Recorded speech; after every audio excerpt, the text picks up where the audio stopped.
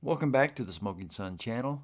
In today's video, we'll be looking at the Watts family murders and the unthinkable act of a husband and father. But before we get going, please hit the like, subscribe, and notification bell. And here we go.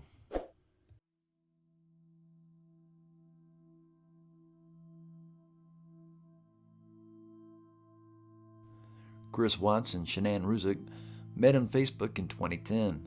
The two got married in November of 2012 in North Carolina area after a year-long engagement before moving to Colorado in 2013. The couple had two daughters, Bella and Celeste, and Shanann was pregnant with their first son, who they were to name Nico. Chris worked at the Anadarko Petroleum Corporation in Frederick, Colorado, while Shanann worked at home selling Thrive, a health supplement from a direct sales marketing company called Lavelle. They appeared to all to be a happy family, but Chris and Shanann had money issues, and they had to file bankruptcy in 2015. The couple were also on the brink of having their home foreclosed. Believing to be a way to help reset their relationship, Shanann went and stayed with her family for 6 weeks, bringing her daughters with her, while Chris stayed in Colorado. This allowed Chris to spend more time with a woman he met at work named Nikki Kessinger. Even when Shanann was home, Chris would text Nikki flirty text messages. Chris has been described by friends and colleagues as a nice guy, but kept to himself for the most part. This is likely what Nikki saw in Chris as well and became smitten with him. Chris would tell Nikki that he was married and had two daughters, but that didn't stop the relationship from developing. It only became something that got in the way of the relationship. Even with Chris and Shanann keeping their troubles quiet from those around them, Shanann felt comfortable to talk about her troubles with her friend and Thrive colleague, Nicole Atkinson. Shanann and Nicole went on a week-long Thrive business trip in early August of 2018. They were scheduled to return on August the 12th, but on the return flight home due to weather conditions, their flight was delayed, and the two returned from their trip in the early morning hours of August the 13th. Nicole would drop Shanann off at her home around 2 a.m., and Shanann would turn, wave goodbye at Nicole, and Nicole waited for Shanann to make it inside her home. Little did Nicole know that this would be the last time she would see Shanann.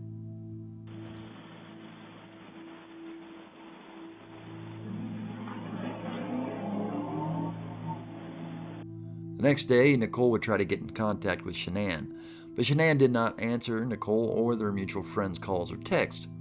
Worried, she called the police department.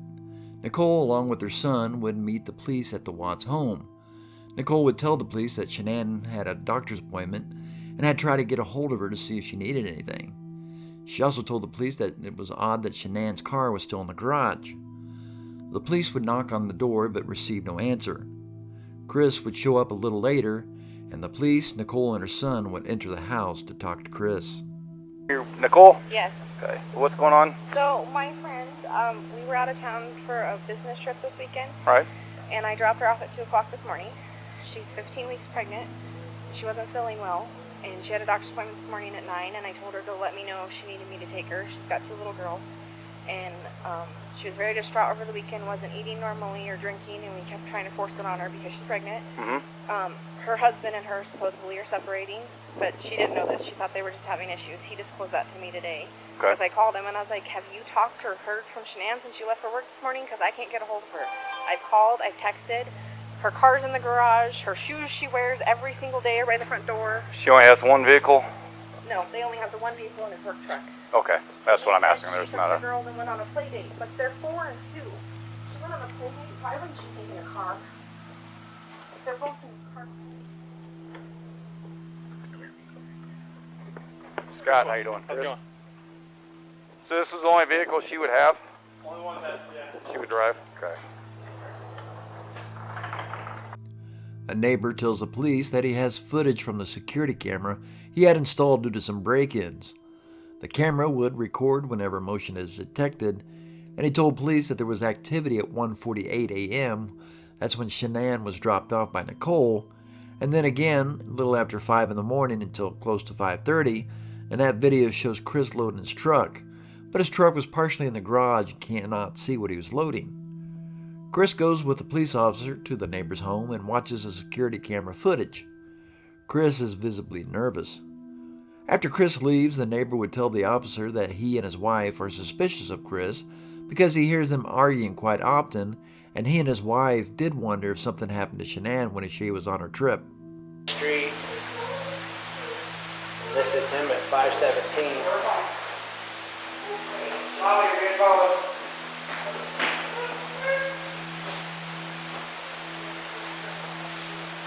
usually park out there on the side. I just want to get everything back in. Be easier to lug everything out there, all the tools that I had to bring in.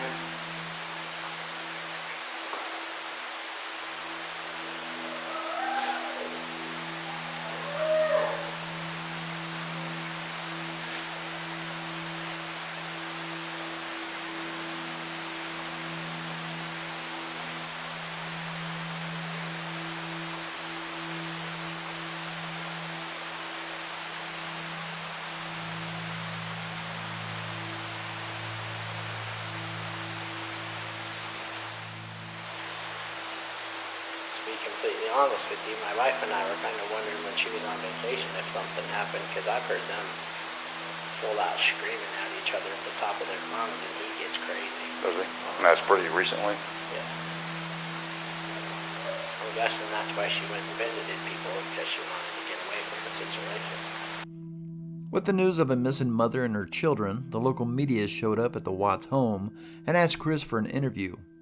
Chris obliged. Sheriff's Department, everybody's like they're doing their best right now to figure out like if they can get a scent and see where they went. If they went on foot, they went in a car, they went somewhere.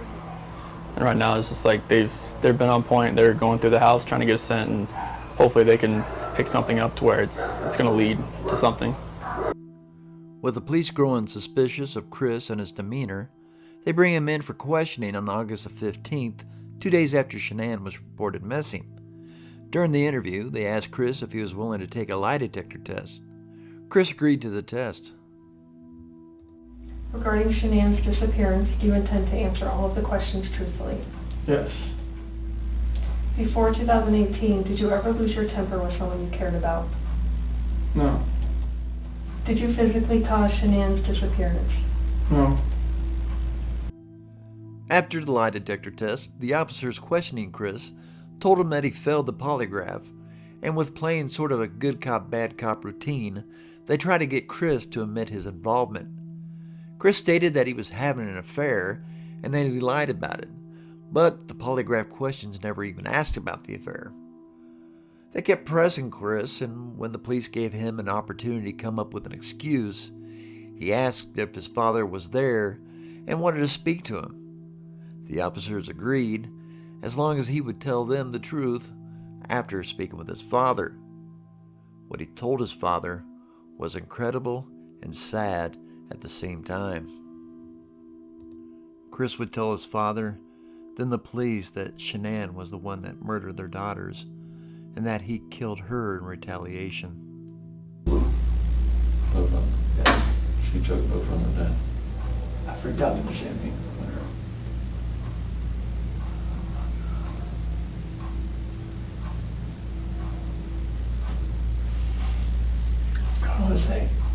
How was it though?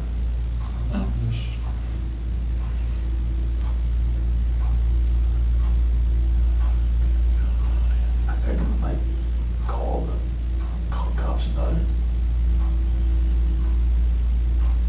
So when you do all the bodies off or something? I mean, I didn't know what else to do. I freaked out. I didn't know nothing else to do. I didn't know what to do. So she killed both Cece and Bella, choked them to death.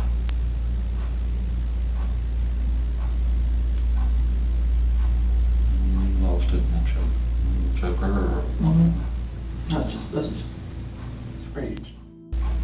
Like both my kids are blue and they're gone.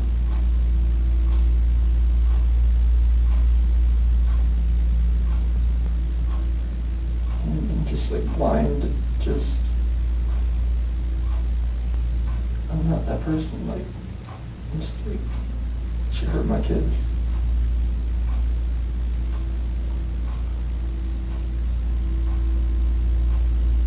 to do the same thing to her. The prosecution did not believe Chris's story, and they charged him for the deaths of Shanann, Bella, and Celeste, and for ending the pregnancy of Nico. Chris maintained that he only killed Shanann, but would plead guilty to all the murders in exchange for life in prison. At the time, Colorado had the death penalty, but has since abolished it.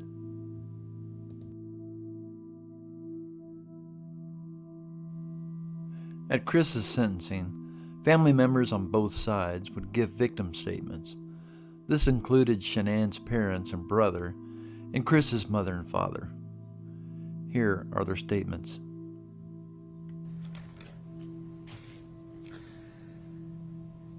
What I'd like to say to the court is that Shanann, Bella, and Nico are loving, caring people. They love life. They love being around people who love them. They always had good times. This is the first time they went to the beach this year, and they loved it. But God only knows what happened that night. Life will never be the same without Shanann, Bella, and Celeste, and Nico. This is the heartless one, the evil monster, who dare you take the lives of my daughters Shanann, Bella, Celeste, and Nico. I trusted you to take care of them, not kill them. And they also trusted you. The heartless monster, and then you take them out like trash. You monster. Thought you would get away with this. I don't know how. The cameras do not lie. You carry them out like trash of the house. Yes, I seen the videotape. You buried my daughter Shanann and Nico in a shallow grave, and then you put Bella and Celeste in huge containers of crude oil. You heartless monster. You went from being my brother, my sister's protector, one of the most loved people in my family, to someone I will spend the rest of my life trying to understand. What gave you the right to put your hands on a woman, let alone my best friend, my beloved sister, your daughters, and your son? Why weren't they enough for you? I can't even think of the right words to describe the betrayal and the hate I feel. And to be honest, you aren't even worth the time and effort it takes to put my pen to this paper. There isn't a day that goes by that I don't cry for my family. They were my whole world. All I do is ask myself why. Why would you do this? You don't deserve to be called a man. What kind of person slaughters the people that love them the most? Did you really think you would get away with this? Did you really think that this was your best option, to throw away your family like they were garbage? They deserve better, and you know it. I hope you spend the rest of your life staring at the ceiling every night, being haunted by what you've done. You took away my privilege of being an uncle to the most precious little girls I've ever known. I will never hear the words Uncle Frankie again, but you will never be called Dad again either. You'll never be able to put your hands on another woman, let alone my best friend, my beloved sister, and your son. I just can't comprehend how they weren't enough for you. God makes no mistakes on who he puts in your life. Marriage is about love, trust, and friendship and unity. We marry for sickness and health, to death do us part. Our daughter Shanann loved you with all of her heart. Your children loved you to the moon and back. Shannon's family was her world. Shanann put a crown on your head. But unfortunately, the day that you took their life, God removed that crown. Your daughter Bella Marie sang a song proudly. And I don't know if you got to see it, but it was, Daddy, you're my hero. I have no idea who gave you the right to take their lives.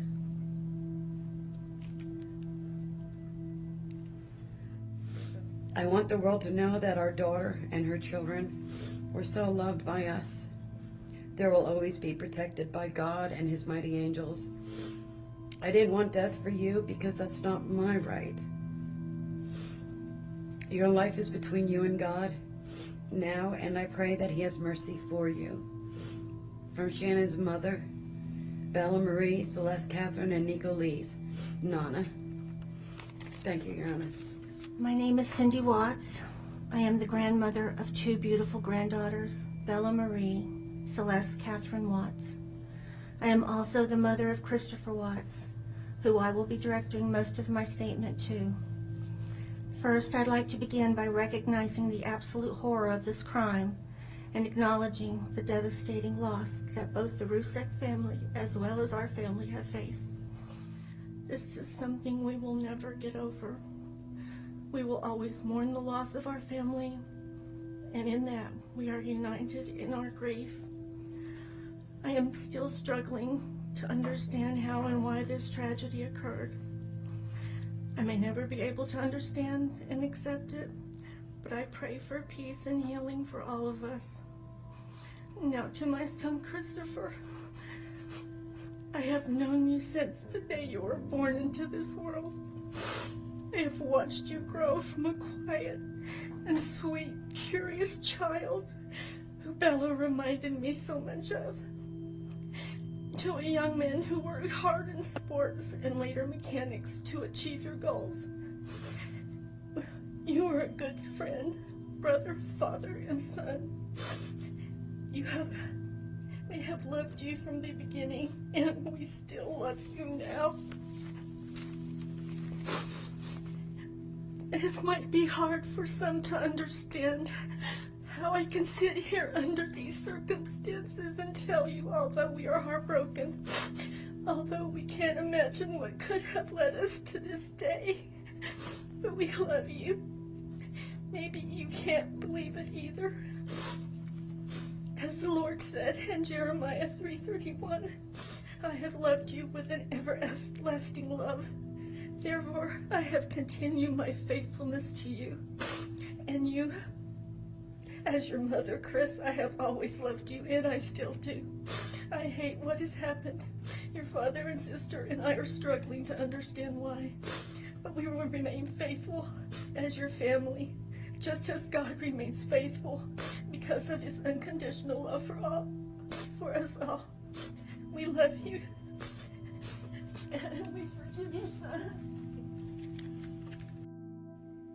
In 2020, Chris would give an interview and confess to all the murders. I don't feel compatible. I don't feel like this is gonna work. I just, I don't want to. Like, can we cancel the trip to Aspen? Because she had booked a trip that week to go to some mystery 4-star luxury hotel or something. Just the two of you, or the whole family? Just me and her. Okay. And she had Amanda there, couldn't watch the kids that weekend or something. Okay. Are you crying? Is she crying? Yeah, it's back and forth. It's like, she's got, mascara. She didn't wash her face when she got home. She had makeup on still, so mascara was running all over her and stuff like that. And yeah, it was nothing about that conversation. I just wish I could take all of it back. Just the whole Nikki thing back, everything. But So then when did it turn? as far as that conversation, it's at the end when I was telling her, I told her I didn't love her anymore. That's when it happened. I felt like she could probably listen to me just laying beside her, but I got on top of her. And every time I think about it, I'm just like, did I know I was going to do that before I got on top of her? I don't know. Really? That's an interesting thought, Chris. You don't know if you knew. I don't even want to know what she saw when she looked back at me, honestly. Did you look at her? What was she doing? She wasn't fighting. So what happened next? Bella came in. Is that what happened? Bella came in. What'd she say? What's wrong? Mom. Did she hear something? Is that what she came in? Obviously, I think. Okay. What'd you tell her? Mommy, don't feel good. Being a dad was the best part of my life. I took it all away. So what happened when you got out there? I took Shanann out just to a place off to the site. And then What were the girls doing when you were doing that? just sent them back to the truck.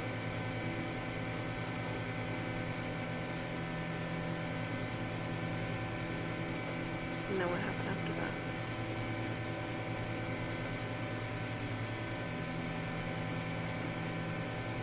CC was first.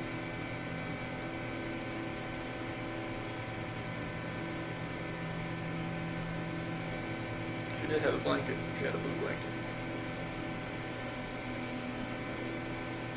A Yankee blanket.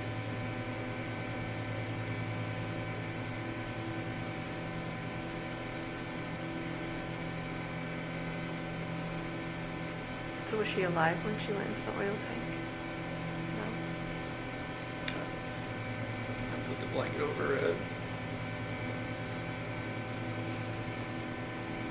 And that's how she passed.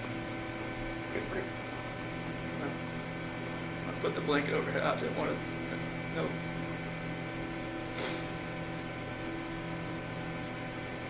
I strangled her right there in the back seat.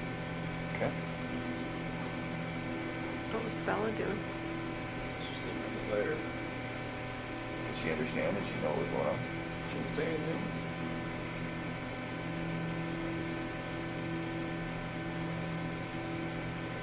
And then the same for Bella. Just without a blanket. With the blanket. Oh, okay. I didn't look. It's like every time I closed my eyes, I just hear her saying, "Daddy, no," and that was it. I felt like it was just like an anger with Shanann, with everything, that I was just taking it out on everybody that was in front of me that morning. You know, I look outside every day, I'm like, what could we be doing right now? You know, right now I'd have a 5-year-old, a 3-year-old, and more than likely a 1-month-old son. Chris Watts committed the most egregious crime. He will have the rest of his life to think upon what he did. Thank you for watching this video. If you enjoyed it, please hit the like and subscribe button and notification bell, and leave a comment. See you next time.